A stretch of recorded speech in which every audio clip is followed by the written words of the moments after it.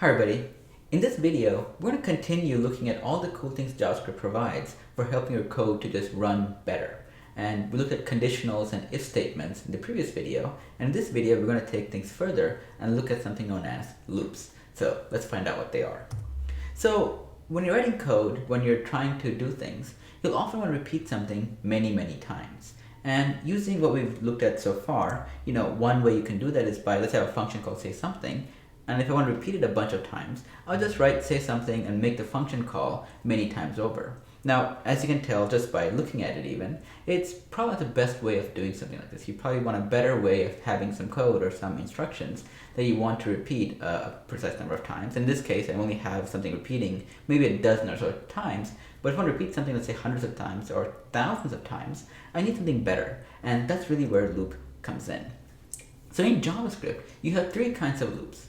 And the loops are the for loop, while loop, and something known as the do while loop. Now, these names are probably very bizarre sounding if this is the first time you're looking into them, but as you'll see when we look at the code and start using them, it'll start to make a little bit more sense. And the thing to keep in mind about these loops is this, is that each of these loops are similar in that they allow you to specify the code you want to repeat or the code you want to loop, and a way to stop the repetition when a condition is met, when something evaluates a true or false. You can use that to control how many times something gets run.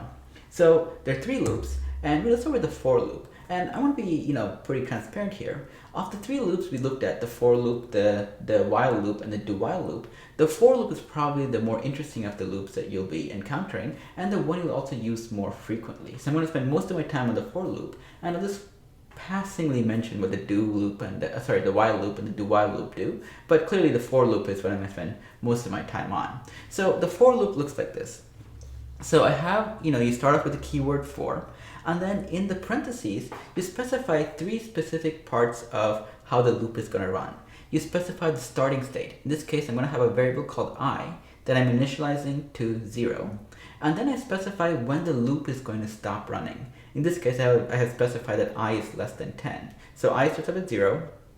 Keep looping until the value of I is no longer less than 10. And the last piece of the puzzle is how we increment I. How do we go from 0 to 10? In this case, we increment I by 1 using the plus plus operation. So you start off with 0, and each time your loop runs, you increment it by 1, and the say something function gets called until the value of I hits a value of 10, in which case the loop just ends and stops working. Now, it's all cool to look at this in PowerPoint, but let's actually look at some code and see how it works.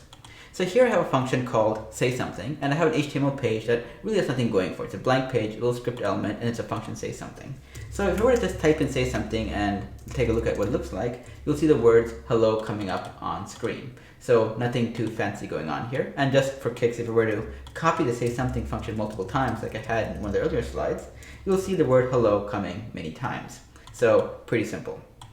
So what I really want to do though is not have the code go in this particular format. Instead, let's go and use a for loop to automate some of this repetition.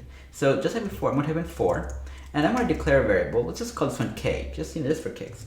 So I'm declaring a variable called k, and I'm setting it less than equals 0, and I'm saying k is less than 10, and increment k by 1 each time. So the loop has been created, and all we provide inside the opening and closing brackets is the code that we want to really see executed. In this case, I'm just going to type in say something, and if I were to save the page and preview what's going on, notice what happens. You see the word hello repeated a bunch of times, and that's because this loop is running exactly 10 times from 0 all the way to 10. And just for kicks, if it changes from 10 to let's say 20, you'll see more instances of hello. And I can go crazy as well. I can actually go 200, and I'll see a lot more instances of hello coming up. Now, I do realize that this is probably not the most compelling example that you've ever seen or you'd like to see, but this is one of the basic components of how to write JavaScript code, and you'll see future examples involving arrays or your DOM, where we use for loops and do more interesting things with it, things that you would not be able to do otherwise, like particularly using this function. So for now, just suspend your disbelief about how useful this is, and just understand that here's how it basically works, and then we will look at some more examples in the future that take more advantage of it. Now, the important thing about this is this. is that you have a lot of freedom in how you specify your arguments and, the conditions for how your loop runs. So for example, I can choose to have my function run backwards. Let's say I want to initialize variable k to 100 and set k is greater than 0. And in this case, I'm incrementing k by 1. I'm going to decrement it instead, or decrement. And in this case, same exact behavior happens. The value of k goes all the way from 100 all the way down to, in this case, 0. In fact, I can see what the value of k looks like by just doing document.writeLine and just specifying the argument k. And let me go ahead and comment out the say something function. And you'll see the value of k going all the way from 100 all the way down to 1. So keep that in mind when you're discussing how to provide the conditions for having your for loop actually run. And so that's a pretty straightforward way of using the for loop. So the next couple of loops are the while loop, and the while loop looks like this. Just like the for loop, you have a condition, you have while, and the condition is the first thing you specify, and this condition needs to value to true for the loop to continue running. So in this case, I have a variable called count, and it's set to 0. And while this value is less than 10, keep, in this case, print the text looping away. And inside our loop, I have the count variable incrementing. So this will run about 10 times while your loop runs. Similar to for loop, but slightly different. And then you have a loop variation that I very rarely ever use, but it's good for you to know in case you run into it in code that you're looking at. That is a do-while loop. So do-while loop and the while loop are almost identical in how they operate. The only variation is that for the while loop, the condition for when the loop is going to run is at the very beginning. For the do-while loop, the condition is at the end. So in this case, I have the same exact code here where I have incrementing the value of count and I am printing some text here. In this case, what am I doing here? And then the while loop will just continue running. And there are some cases where you'll find the do-while loop is pretty useful and some cases where it's not. But for the most part, I'm not going to bore you with those details here. You can find them online if you ever run into them, which I'm going to bet is probably not very often. So let's go back to the for loop. I just want to talk about a few small things that we run into where it becomes a little interesting.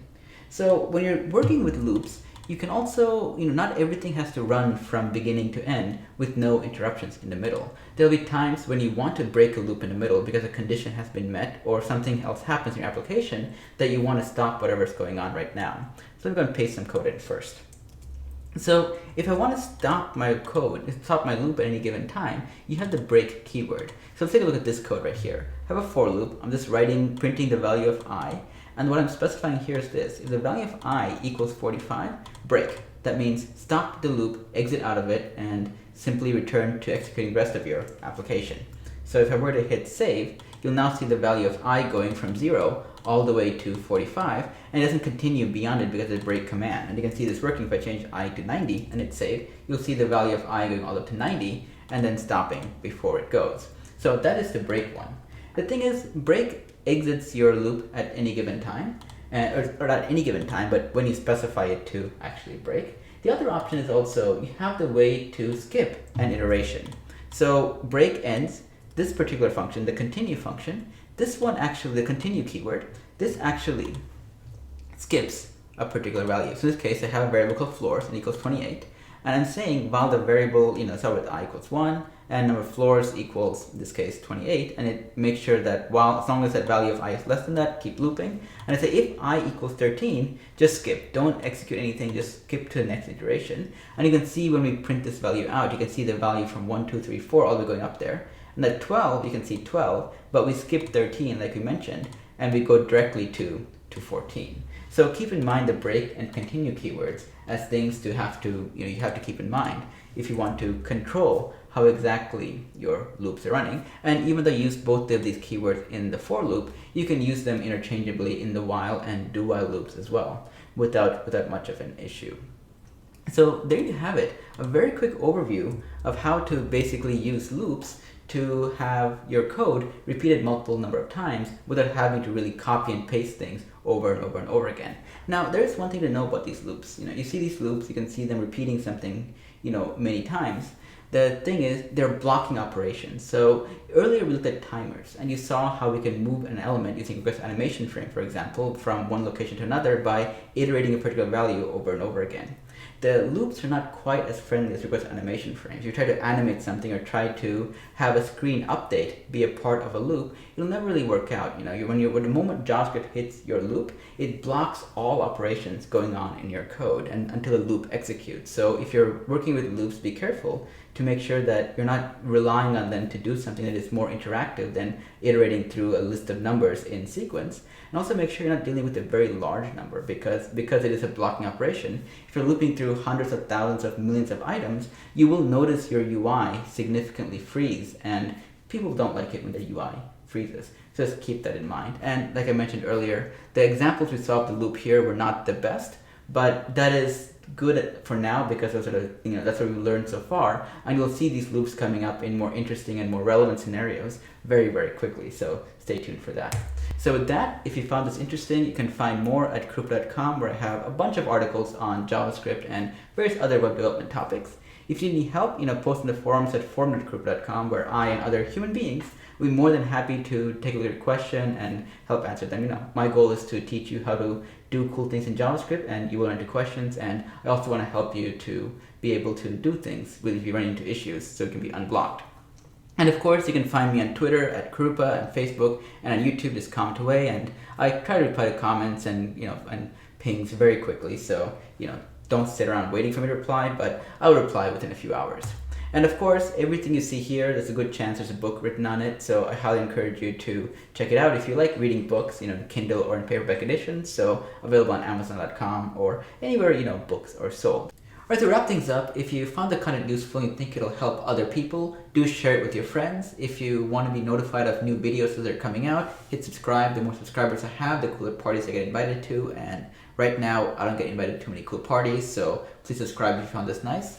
And you can also follow me on Twitter and Facebook for more updates on what I'm up to and all the cool things in the web that either I've created or I've discovered others having created that you might find pretty relevant for the work that you're trying to do. And last, buy a book. As I saw in the previous slide, a lot of the content you see that I record videos on, it has a book made out of it, and every time you buy a book, you help fund one of my various addictions, and my latest one being collecting stuffed animals from various video games I like to play. This is the frog from Cut the Rope. If you want me to collect more animals from more video games, by all means, do buy a book. Alright guys, until next time, I will see you later.